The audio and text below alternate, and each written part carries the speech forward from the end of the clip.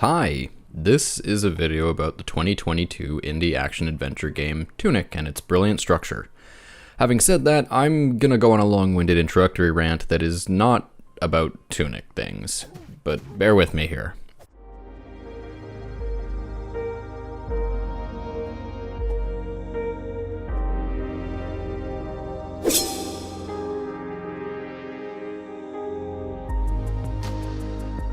Game design is a deceptive term. When we talk about game design, we immediately jump in our minds thinking of characters, gameplay, or even plot. Rare is the notion of guiding the player and teaching them through diegetic means. Games are unlike any other major media format because of the way we interact with them. If a book wants to explain a plot point, it uses a narrator. If a film wants to explain how a character is feeling, it can do it through visual techniques such as montage. But with games, it goes beyond the tutorial. The tutorial is the weak, crass, ham-fisted failure of a teacher. It is the equivalent of a high school teacher sitting down in front of a class and putting on an educational YouTube video. To truly teach the player, the tutorial is not identifiable as a tutorial. Instead, the game is constantly teaching you, and you, the student, are constantly passing the tests it provides. I say this because I recently finished TUNIC, or at least I did when I started writing this script. It's a game that's cute and fun, and I could praise so many elements of it, but I want to focus on its structure. I want to show you how this jumbled mess of notes that I ended up writing to solve puzzles is something that the game taught me. The fact that I never had to pull up a wiki or turn to an internet forum for advice is indicative of how masterful TUNIC is. So let's talk about that. The master-student dynamic. I mentioned it sort of abstractly before, but it's important because it keeps the player engaged. Some games check every other box in the design must-haves. Let's look at Doom Eternal. It's one of my favorite games from the last few years. It's a game that I have talked about in the past. I love it. It boasts explosive gameplay. It brims with interesting, unique visuals, and even a semi-ironic, needlessly convoluted plot that all works to make you feel like a badass demon slayer. What it fails to do is teach you things in an organic way. You've seen it before. Every time a new gameplay element is introduced, the game slams the brakes, makes you get out of the car, read and accept the terms and conditions of your new combat gadget, and then lets you hit the road again. I understand that Doom was never intended to make you feel like a genius, but this kind of hand-holding is at once lazy and unengaging. No one playing a first-person shooter with a quadruple-barreled minigun wants to put that gun down to read 2 paragraphs of text after an adrenaline-fueled rampage, so this ends up not teaching the player anything. I know it, you know it, your mom knows it, your pets know it, you skipped that pop-up text. So overbearing text-based explanations are unwelcome, but I'm sure if you ask most people, they would tell you that a lazy parent is better than an absent one. Sure, but this game-stopping, immersion-breaking bullshit is still the bare minimum. The polar opposite of this is a companion character or an omnipresent tutorial that stops gameplay to make you practice a skill or gameplay mechanic in isolation. More engaging, and I suppose it gets points for existing within the diegesis of the story too, but a more organic tutorial uses situations and context to let the player piece things together. I shouldn't feel like I'm being spoken down to. I should feel like I'm being presented with a challenge that I can attempt to overcome on my own terms. So, with bad design broadly outlined here, I want to point to a good example of teaching and design, one of the best I've ever come across. Let's formally introduce it. TUNIC, known to some as Secret Legend, is the passion project of one Andrew Shouldice. Zelda-like, Souls-like, Fez-like, whatever you want to call it, it is an action-adventure game with tons of puzzle and exploration elements, in which you assume the role of a tiny little fox. That's about all the information you start with, so let's use the start of the game as a point to jump off. Before I do though, I will acknowledge that because this game deals so heavily with secrets, I'm going to avoid talking about or showing anything late game until later in the video. I'll give you a warning before any spoiler stuff comes up, but just know you should play this damn game. So the camera does a wild swooping motion, slowly zooms in on the little fox, and assuming their role, you wake up on a beach with nothing on your person.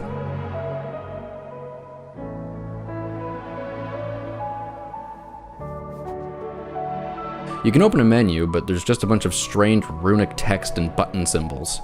You wander up to a mailbox. Yet another blot of this indecipherable language. Where are you? Why are you here? Why can't you read anything?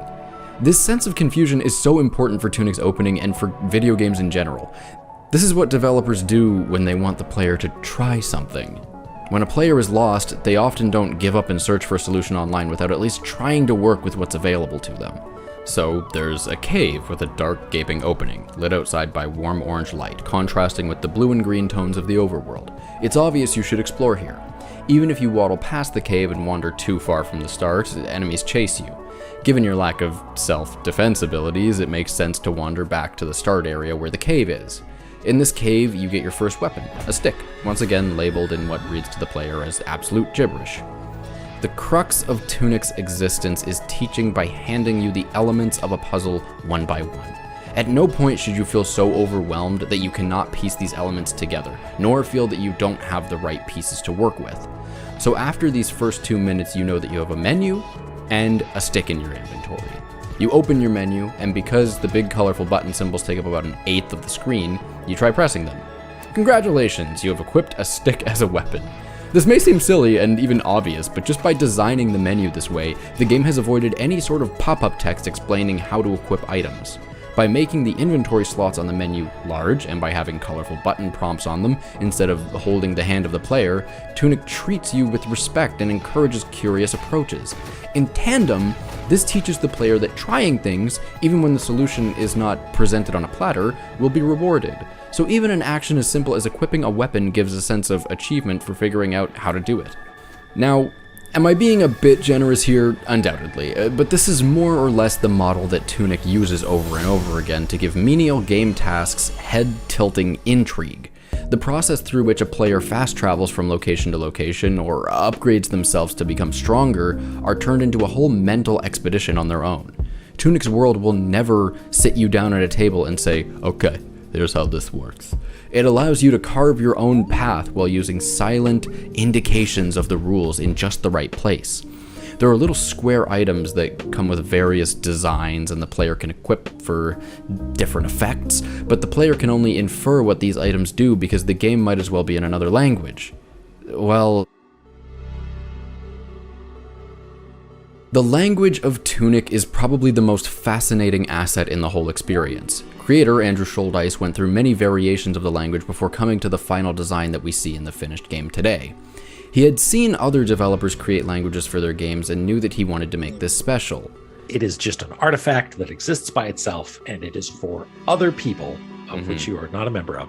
And you're flipping through it and being like, I can do it. I know I can if I just brain at this hard enough. In a post-Fez world, how do you have a language in a game or the appearance of a language that is not immediately just, well, yeah, it's just an alphabetic cipher. If you've played Fez before, then if you throw a language in, people are just gonna, and even Zelda does it now. They've got their own like English alphabetic cipher. The ante must be upped, and in Fez, the idea was, oh my goodness, you were this close to this meaning, and in Tunic it ended up being, I know that it's there, but I'm so far away. Am I ever going to understand this? Probably not. And that's I think where it sits properly for players is it exists as a thing that's not meant for you. I think that's the idea. The language of Tunic is wholly unique and is only necessary to solve the absolute most challenging of puzzles, none of which are essential to beat the game, if I'm not mistaken. So despite being unnecessary for solving things, it is necessary for denying information to the player, forcing them to infer based on images and context clues strewn throughout the game.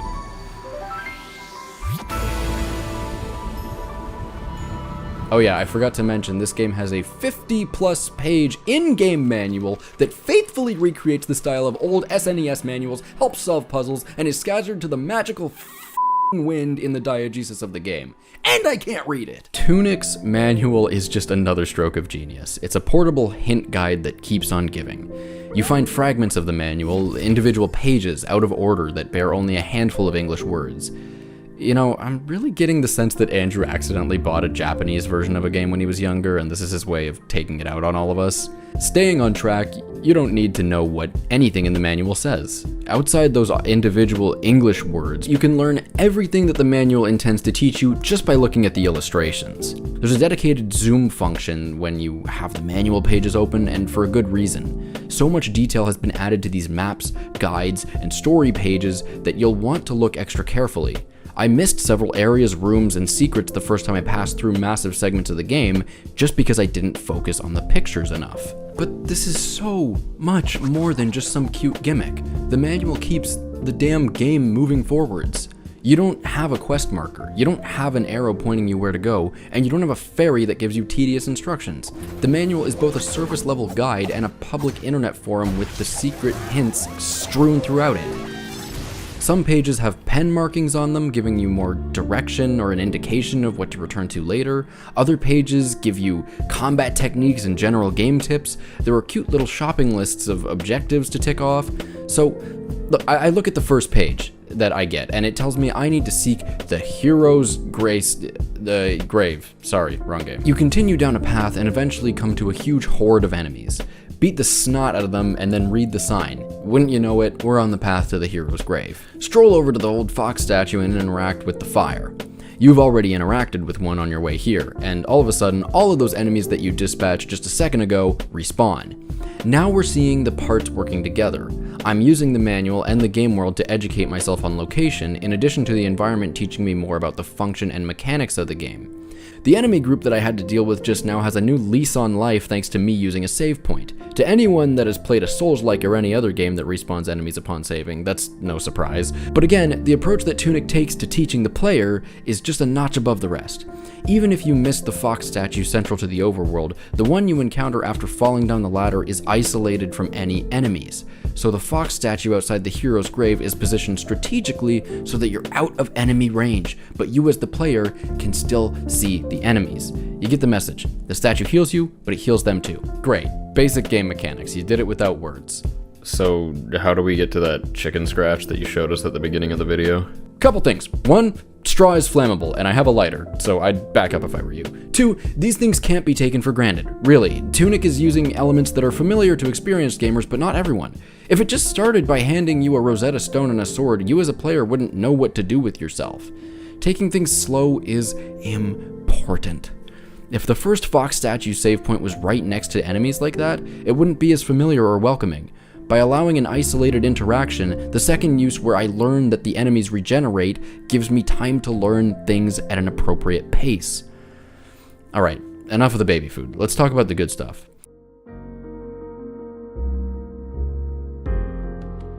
Let's return to the manual, because the ability to return to it is another part of what makes the game so great.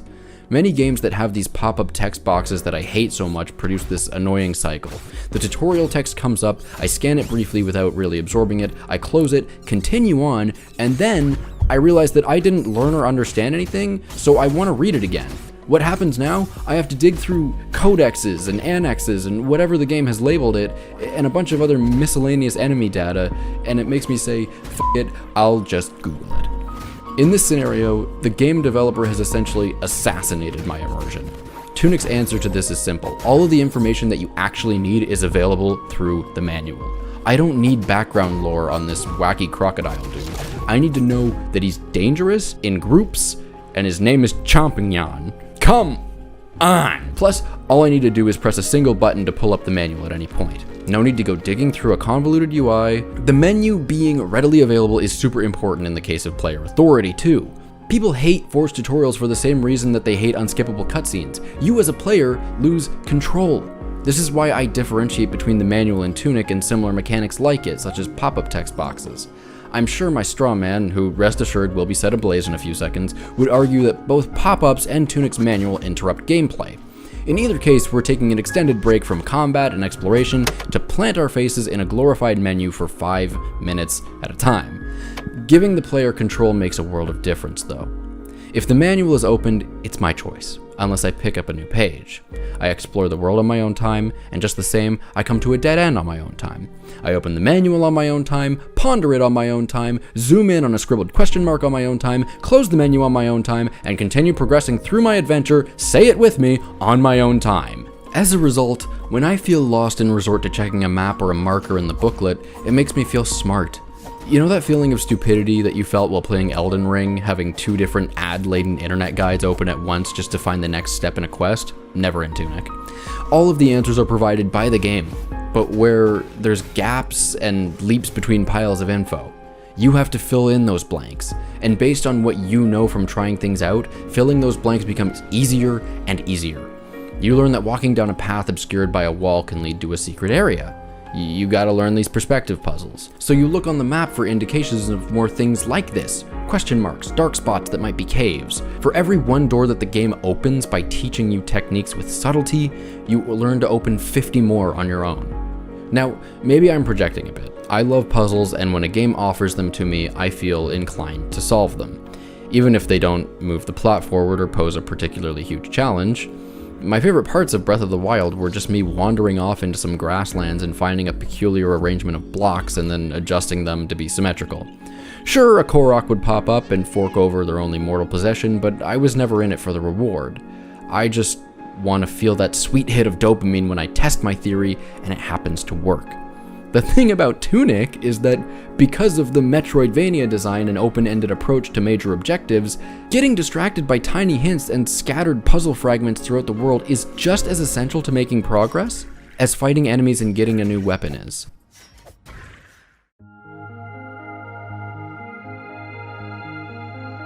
Tunic is a game that is definitively more than the sum of its parts. The puzzles, combat, and exploration are never mutually exclusive. You have to partake in all of these together if you want to beat the game. That sounds obvious, right? Well, many AAA games don't take this approach when making a game. I recently spoke about Tunic in a video on my friend Space's channel. We touched on the idea of games having puzzles, but how they're often side objectives that don't provide anything other than a brief sense of satisfaction and some gamer score. Tunic finds a way to, at once, marry these ideas and flip their roles. Most AAA games will prioritize combat because gamers love power fantasies. That's fair, I like feeling superior to my enemies as well. But here in the land of Tunic, combat and puzzles slowly shift priority until puzzles become more important. In the early game, you're a weak little fox, and your sword, deadly as it may be, is far from Excalibur. But like the fiery heart of the sun tucking itself beneath the blanket of the horizon, combat is eventually eclipsed by puzzles. The shift is not abrupt. There's no moment where the game just shrugs and says, "Okay class, put down your swords, it's time for a perspective puzzle." The shift happens naturally as you get stronger and enemies become weaker. It takes puzzle-solving ability to get stronger in combat, so the mind and the sword are constantly in use. There's a cycle of gameplay that teaches the player to explore, fight, and solve the world. You explore, you find new items that help you in combat, and thus combat becomes easier. Because combat is easier, you can explore freely without enemies bothering you. As you explore, you see chests behind walls, doorways on ledges just out of reach, and conspicuously arranged items that hint at something, but you're not sure what. You work with the manual and your intuition to solve puzzles, and you get more items. You see what I'm getting at here? Each of these pieces serve to create an experience that goes beyond just fighting and thinking. Reason, grace, and power are required to succeed. Nearing the later stages of the game, however, most enemies are easy enough to clear out with a dodge roll and a stab or two. You have more combat tools available to you, making it easier to dunk on weaker foes. It's challenging, but nowhere near as tough as the Souls-likes that inspired it. This is the game's way of kinda nudging you towards those puzzles that you may have noticed crumbs of but never followed the trail of. You have the tools necessary and more knowledge of the world due to a more complete manual, and fighting is almost trivial at this point. A final boss fight looms, and if you're anything like me, you know that you don't want to do that final fight while so many of the corners of the world remain unexplored. The game is all but screaming into your ears, you do not have to fight anymore.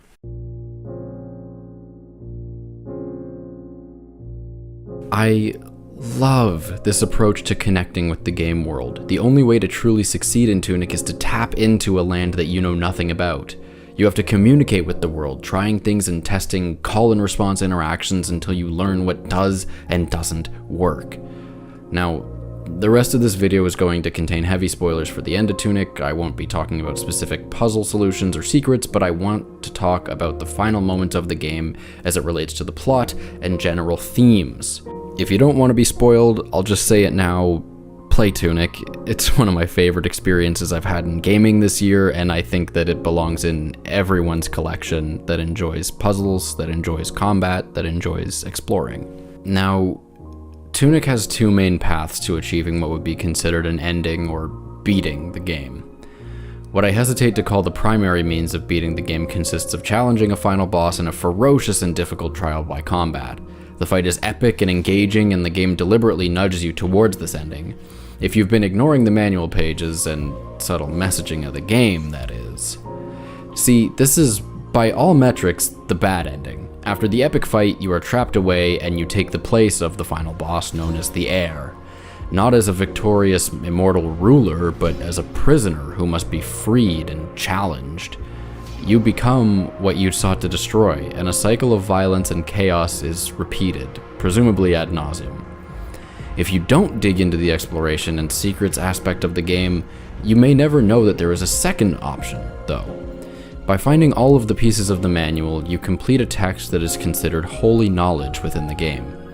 It is no easy task. The puzzles that you have to solve require commitment and a refined understanding of the concepts. I went through 3 double-sided pieces of paper just scribbling notes on these puzzles, and many others around the world did too. Collecting and completing the manual is the game's final test. There's plenty of extra credit later, but don't worry about it. What happens when you do complete these puzzles and you do complete the manual is something, well, I don't really have a better way to put it. It's magical. You bring your book to the Heir, the final boss of the game, and you open the manual to share it with them, like a child bringing a parent a craft that they're proud of.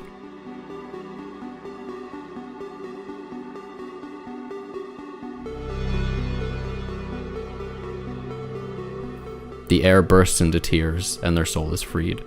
A former hero themselves thanks for your knowledge. At the risk of sounding silly and cheesy and sappy, I think this is one of the most meaningful conclusions to a game that I have ever had the pleasure of witnessing. The 2 endings don't just serve to provide alternate playstyles or extra content, they drive home a message that Tunic has been building up to for all 30 hours of gameplay. Connecting with the world and understanding the unknown rather than fighting it is how we prevent violence and cycles of hatred.